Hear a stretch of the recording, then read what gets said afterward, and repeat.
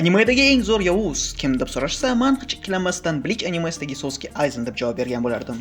To'g'ri, Griffith, Madara, Yagami Light, Sukuna va Askeladd kabi personajlar ham antagonist sifatida top darajada, lekin Aizenni bir necha faktorlar yuqoriroq darajaga qo'yib turadi. Birinchidan, Sosuke animeda ufqga yopishib qolingan tragik yovuz formulasini buzadi va u "O yo'q, meni oilam bor edi, sevgilim u, xotinim bu" degan yiqilib, o'zidan jabrdiyda yasash o'rniga insondagi iroda o'zidan ulkanroq bo'lishi, yaqinlaridan ko'ra yuqoriroq intellektga egalik qilish, dunyo qanday tuzilganini juda ham kuchli tushunish va buni oqibat butunlay yolg'izlikka olib kelishi mumkinligiga ideal misol bo'lib, manga avtori Taito Kubo tomonidan mahorat bilan yozilgan. Ikkinchidan, har bitta top darajadagi yovuzda bo'lishi kerak bo'lganidek, syujetga qo'shgan ulkan hissasi va protagonistga ko'rsatgan ta'siri. Aizen nafaqat Bleach syujetiga hissa qo'shgan, balkim Quincy hujumi va Brink arkadan tashqari, butun Bleach hikoyasi bu Sosuke'ni puxta o'ylangan rejasini amalga oshirishi. Bosh qahramonga o'tkazgan ta'sirga kelsak, Aizen Ichigo Kurosakining butun hayotini tuzib chiqib, uni darajasiga kelish uchun konstrukt tuzib chiqqan даже. Lol. Bundan tashqari, hech bo'lmasa mardlik, ya'ni agar misol uchun animedagi eng karli Loh va Chimo yovuz, ya'ni Kibutsuji Mudzanda 0 aura 0 duh va asosan syujet davomida bitta ham jang bo'lmasa,